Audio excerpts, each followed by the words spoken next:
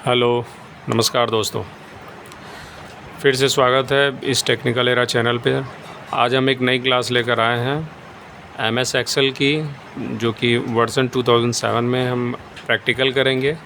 कुछ हमने example data लिए हुए हैं, जो कि हमारा ये प्राइस फंक्शन पे हम यूज़ करेंगे। किस तरह से इसको हम अप्लाई करते हैं प्राइस फंक्शन, और ये क्या होता है प्राइस फंक्शन।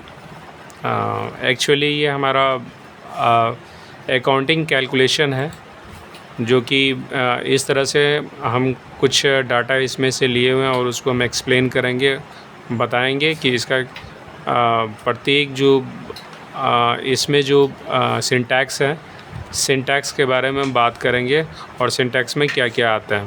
तो सबसे पहले हम बात करते हैं, सबसे पहले यहाँ अप्लाई करते हैं प्राइस का, PRICE। तो ऑटोमेटिक देखिए इसमें हमें सजेशन दे रहा है, इस पर हम डबल क्लिक करते हैं और सिंटैक्स हमें बता रहा है सबसे पहले सेटलमेंट। सेटलमेंट क्या है? तो सेटलमेंट जो है, सबसे पहले हम बात करते हैं ये क्या चीज़ है। तो किसी भी सिक्योरिटी डिपॉजिट का मूल्य प्रति हमने एग्ज़ाम्पल में 200 लिया है, ₹200 अंकित मूल्य लौटाता है, जो समय समय पर ब्याज का भुगतान करता है। तो वही हमारा ब्याज है और उसी को हम बोलते हैं प्राइस। कैसे हम निकालते हैं और किस आधार से देते हैं। तो सिंटैक्स में सबसे पहले दिया हुआ है सेटलमेंट, जो कि मैंने यहाँ से कॉपी करके यहाँ पे लिखा हुआ हमने। तो सेटलमेंट क्या है?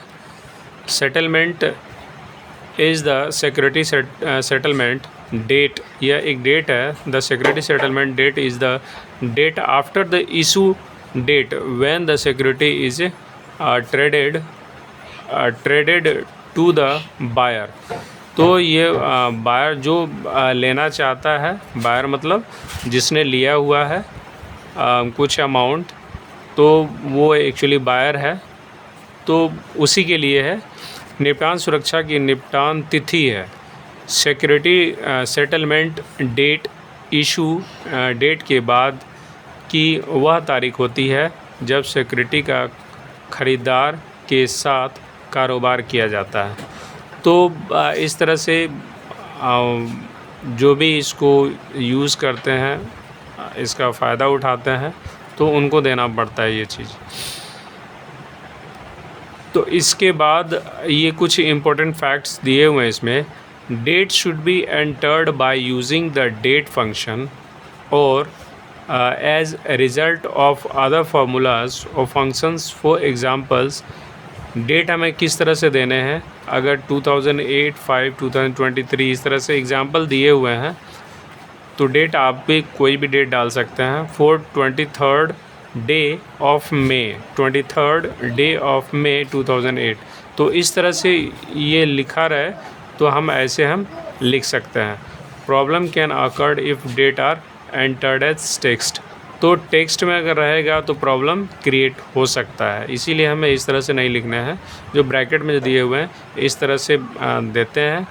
और बेसिकली मैंने भी दिया हुआ है, इस आधार से ही मैंने डेट डाला हुआ है, तो ऐसे भी आप लिख सकते हैं। तो आपने सेटलमेंट के बारे में समझ लिया। इसके बाद मैच्योरिटी है। मैच्योरिटी क्या है? मैच्योरिटी सिंटैक्स में देखिए यहाँ पे मैच्योरिटी है। तो maturity is a securities maturity date. The maturity date is the date when the security expire. जब सिक्योरिटी एक्सपायर होने का डेट होता है तो उसे ही हम मैच्योरिटी कहते हैं। परिपक्वता, सुरक्षा की परिपक्वता तिथि। परिपक्वता मतलब मैच्योरिटी। तिथि वह तिथि है जब सुरक्षा समाप्त हो जाती है। मतलब एक टाइम होती है, एक समय सीमा होता है, उसमें हमें ये मैच्योरिटी कंप्लीट एक डेट दी जाती है, जिसे हम मैच्योरिटी कहते हैं।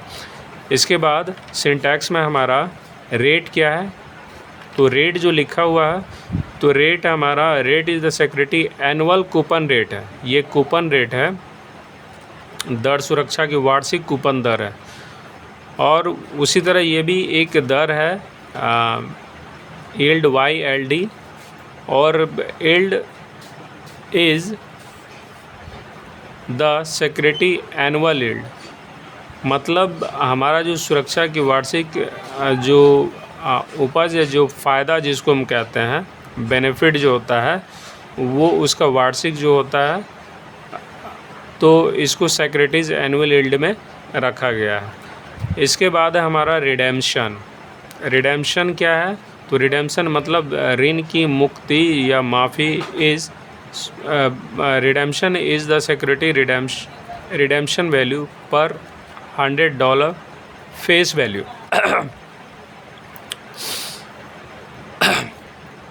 हमने यहाँ पे 200 लिखा हुआ है, तो ₹200 करते हैं। तो सबसे पहले हम टाइप करते हैं तो ₹200 यहाँ में कुछ सजेशन दिए हुए हैं, इस पर सेलेक्ट किया तो ये हमारा फेस वैल्यू है। जो एक्चुअल जो मूल्य है वो इस पे हमारा ऋण मुक्ति देना है। इसके बाद इसका हिंदी में छूट, सुरक्षा छूट मूल्य प्रति रुपये 200 अंकित मूल्य है। इसके बाद हमारा है फ्रीक्वेंसी। फ्रीक्वेंसी क्या है? तो frequency is the number of coupon payment per year, मतलब कूपन पेमेंट जो हम पे करते हैं उसका पर ईयर होता है। फॉर एनुअल पेमेंट हमारा फ्रीक्वेंसी होता है एक बार। अगर हमें सेमी एनुअल करना मतलब हाफ ईयरली करना है तो 2 बार है इसकी। अगर क्वार्टरली करना है तो इसकी 4 टाइम्स। तो हिंदी में दिया आवृत्ति प्रतिवर्ष कूपन भुगतानों की संख्या है। जो वार्षिक भुगतान के लिए आवृत्ति मतलब फ्रीक्वेंसी 1 बार है, अर्धवार्षिक के लिए 2 है और त्रैमासिक के लिए 4 बार है। अब इसके बाद हमारा क्या है? बेसिस क्या है? तो basis is the type of day count basis to use, यानी आधार उपयोग करने के लिए एक दिन गणना का आधार प्रकार है। यह एक समय सीमा है। ये हर एक कंट्री का अलग अलग टाइम्स होता है साल का, तो वही बेसिस दिया हुआ है। तो हमने उसका बेसिस 0 रखा हुआ है और फ्रीक्वेंसी 2 रखा है और रिडेम्पशन वैल्यू 200 है, ₹200, और यील्ड परसेंटेज 6.50 एंड रेट है सेमी एनुअल का 5.75% एंड मैच्योरिटी डेट 11/2/2020। तो ये हमारा, इसके बाद ये सेटलमेंट डेट हमने रखा है, वो भी यहाँ पे लिखा हुआ है। तो चलिए जिस तरह से हमारा जो दिया हुआ है, ये इधर का डे है और ये मंथ है, सॉरी ये हमारा मंथ है और ये डे है, फिर ये भी हमारा मंथ है और ये डे है। तो इस तरह से हम कैलकुलेट करते हैं। तो सबसे पहले हम यहाँ डालते हैं सेटलमेंट डेट। सेटलमेंट डेट क्या है वो चीज़ हम यहाँ पे फिर कॉमा लगाते हैं। इसके बाद फिर मैच्योरिटी क्या है, मैच्योरिटी जो डेट है वो चीज़ हम डालेंगे, फिर कॉमा लगाते हैं। फिर रेट हमारा क्या है, परसेंटेज सेमी एनुअल कूपन का, तो यहाँ D7 ऑटोमेटिक सेलेक्ट करते हैं। D7 मतलब ये हमारा जो जो है रॉ 7 नंबर पे है और कॉलम डी में है, इसीलिए D7 यहाँ दिखता है। फिर कॉमा हम देंगे। इसके बाद फिर YLD क्या है, YLD ये भी परसेंट वैल्यू यील्ड है, तो इसको भी सेलेक्ट करते हैं। इसके बाद कॉमा लगाते हैं। इसके बाद हमारा है रिडेम्पशन। रिडेम्पशन वैल्यू क्या है, ये हमने इसको लिया रिडेम्पशन, फिर कॉमा लगाया। इसके बाद फ्रीक्वेंसी 2 है यानी हाफ ईयरली है, कॉमा, फिर बेसिस 0 है और ब्रैकेट लगा के एंटर लगाते हैं। तो देखिए हमारा जो प्राइस वैल्यू जो निकालना था ये इस तरह से हम निकाल चुके हैं। तो बस आज के लिए इतना ही, फिर नेक्स्ट क्लास में हम दूसरा